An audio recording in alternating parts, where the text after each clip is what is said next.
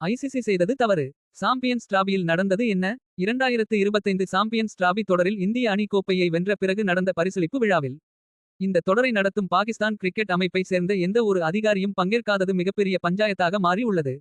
இந்த நிலையில் சர்வதேச கிரிக்கெட் அமைப்பு ஐசிசி அது குறித்து விளக்கத்தை அளித்துள்ளது.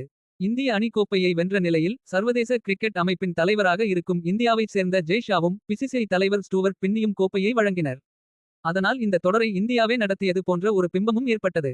ஏற்கனவே இந்தியா ஒரே மைதானத்தில் விளையாடுது, கிரவுண்ட்ல படுத்துக்கிட்டே ஜெயிக்கிறாங்க என்று சில வெளிநாட்டு முன்னாள் வீரர்கள் கூட கூறி இருக்கிறார்கள். இது வேற.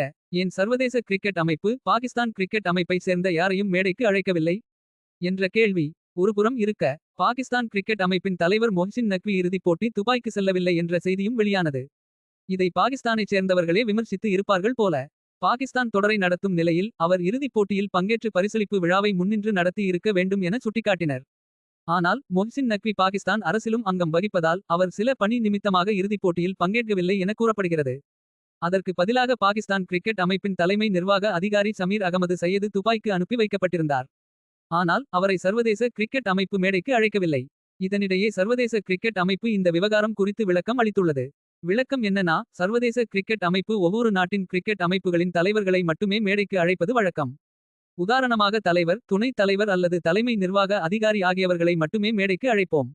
மற்ற அதிகாரிகள் அந்த இடத்தில் இருந்தாலும் அவர்களை மேடைக்கு அழைப்பதில்லை என விளக்கம் அளித்துள்ளது. இந்த விளக்கத்தின் படியே பார்த்தாலும் பாகிஸ்தான் கிரிக்கெட் அமைப்பின் தலைமை நிர்வாக அதிகாரி துபாயில்தான் இருந்துள்ளார்.